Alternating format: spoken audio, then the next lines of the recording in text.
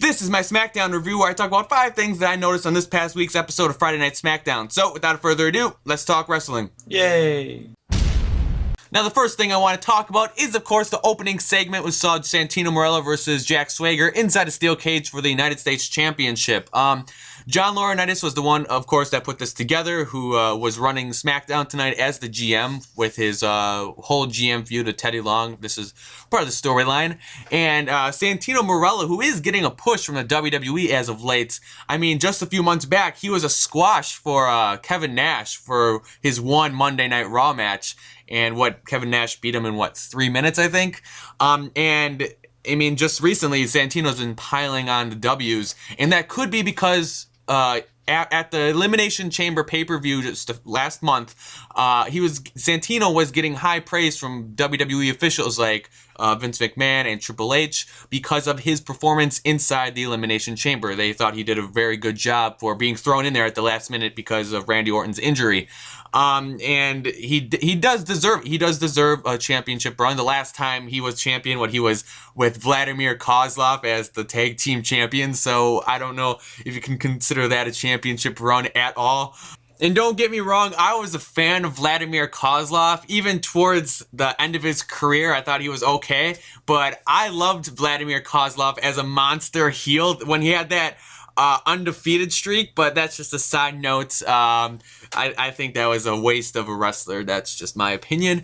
But the steel cage match, which was surprisingly exciting, I thought, and I love the outcome with Vicki Guerrero getting involved. But I do want to point out, in case you guys didn't notice, when wrestlers are in the steel cage match, they always aim for, if they're getting hit by the door or something, they always aim for the chain of the cage, because that's, of course, the softest part. That's not going to hurt them. But did you notice on Friday when Vicki closed the door on Jack Swagger's head, he actually hit the steel on the cage? And yeah, granted, the pipes of the actual structure of the cage that he got hit by are just hollow, but Jack Swagger was probably expecting just to be getting hit by the chains of the fence, no big deal, and he probably just wasn't expecting it, so I wouldn't be surprised if he got like a bump or a bruise or something on the side of his head. Just poor timing on him or Vicky's part. Also, I still hate his stupid haircut. Like Jack Swagger's new hairdo. And since this is the second show in a row that Jack Swagger's rocking his stupid haircut, I'm gonna guess it's not going anywhere, so we better get used to it. And with Santino retaining his title this past week, where is this whole feud headed? Where is this going? And obviously it's a part of the whole GM storyline, which I said in a previous video that I was a fan of, mainly because it's just giving a whole bunch of people something to do. I mean, David Otunga, Teddy Long, Santino even. During this time, during WrestleMania season, we don't see them really on TV because they're not a big part of WrestleMania. I mean, unless it's just squash matches and they're just out there to lose. That's really the only time we'll ever see them during this time. So I'm glad that all these people are getting doing something during this time. And this will more than likely lead to a match at WrestleMania, and all these people involved in the feud will more than likely be involved in that match as well, so that's pretty cool. But I said in my Monday's video that I don't expect Santino to hold on to this title very long at all. And I'm still betting on that a little bit. I don't think he will hold on much longer. I think that will make John Laurinaitis make more of a heel, making Santino drop that title. I think that will get a lot of the fans against him even more than they already are. Especially with Vicki getting involved in this match, I think that will give John Laurinaitis motivation to have Jack Swagger in another rematch come Monday, which I think Santino may drop the title on Monday. And if not, we'll see where things will be going from there. Another reason why I think that is because in this past week's episode of Backstage Fallout, which is a show on WWE's YouTube channel, Jack Swagger said this: I will not sleep until I get that United States Championship back. And then again, WWE does love to be unpredictable, so who knows really at this point what's going to be happening with the United States Championship. I just hope that it does not end up back on Dolph Ziggler. I hope not. And speaking of Dolph Ziggler, I'm glad he was able to put that shirt on the top half of his body, like I said on my Monday's video, instead of having it on his lower half, which for some reason, that just looks stupid in my opinion. But now we move on to the Divas. But with the Divas, I want to talk about one thing and one thing only: There was no Divas match this week on Friday Night SmackDown. You know the division's completely dead when they don't even show them on TV anymore.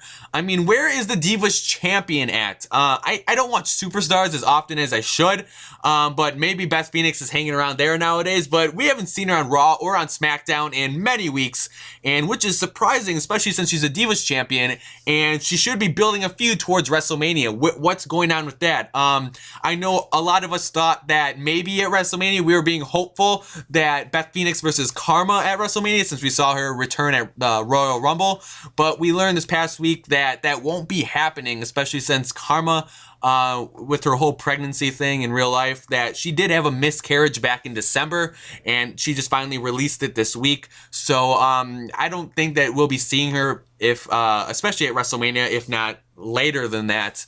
But also there was no Natalia farting gimmick this week, which a lot of you probably like that, but then there's no Divas match. I don't know what's going on there, so I'm just going to stop talking about it.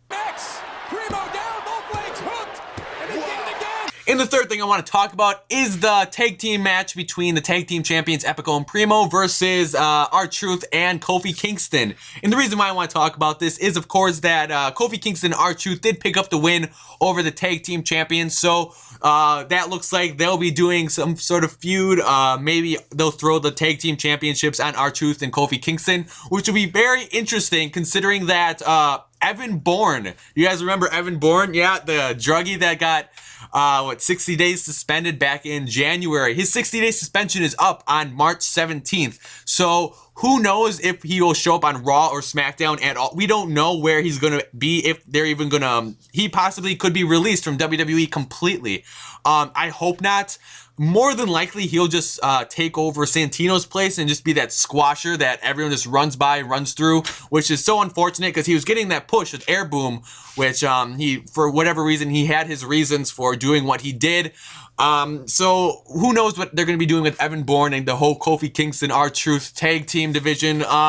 And regarding the tag team division, along with the Divas division, it makes a lot of wrestling fans like myself upset that WWE just wastes both these divisions. They're completely dead.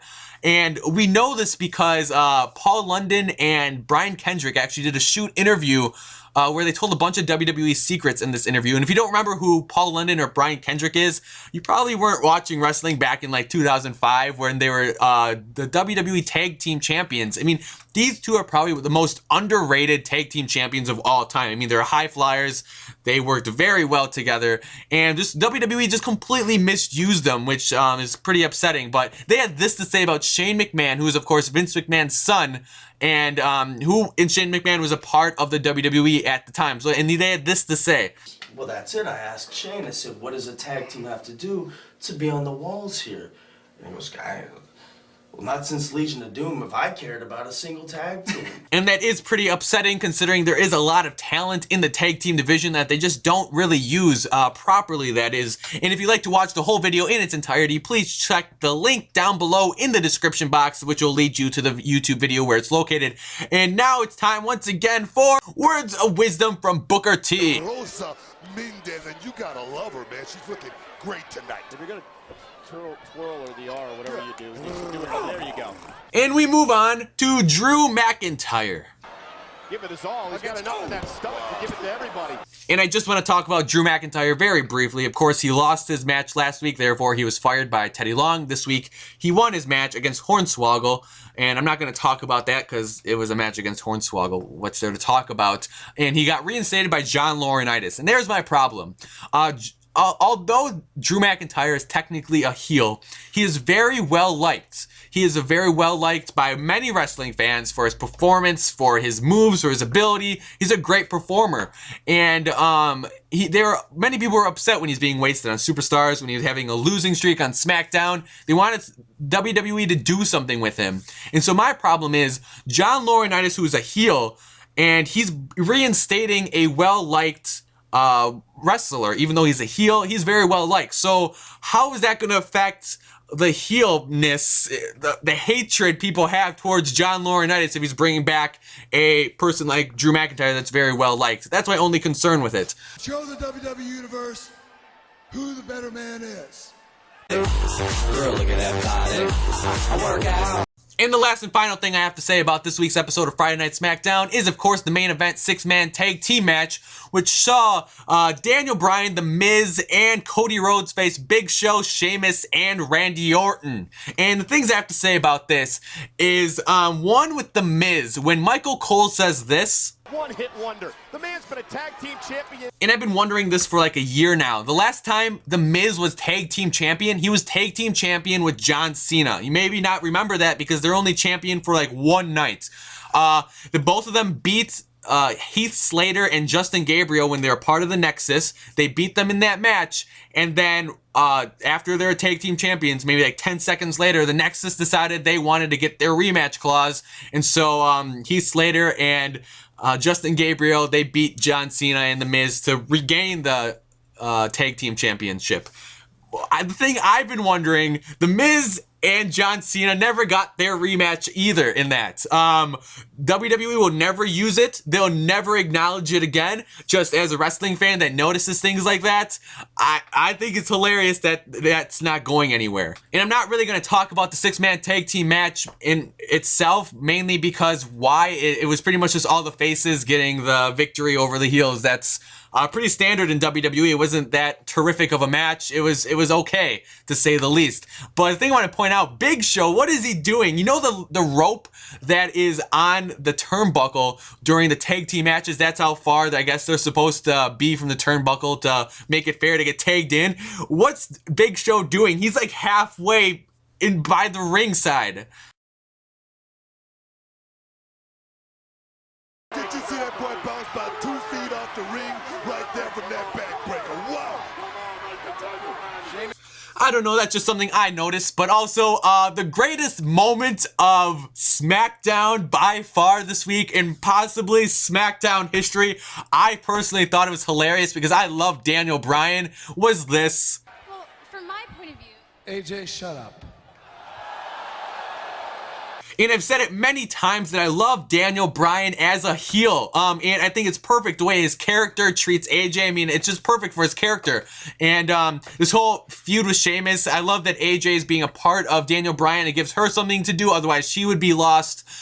Just expect her to leave Daniel Bryan sometime down the road. Not sometime soon, just down the road. Maybe possibly costing him a matchup somewhere. Just expect Daniel Bryan to get slapped sometime. Just, I don't know when, just expect him to get slapped by AJ. Johnny 2012. Johnny 2012. And other than that, that's pretty much all I have to say about this week's episode of Friday Night SmackDown. Other than I love that WWE, although Mark Henry hasn't been the same as of late, he did pick up a victory on this week's Friday Night SmackDown against Ezekiel Jackson.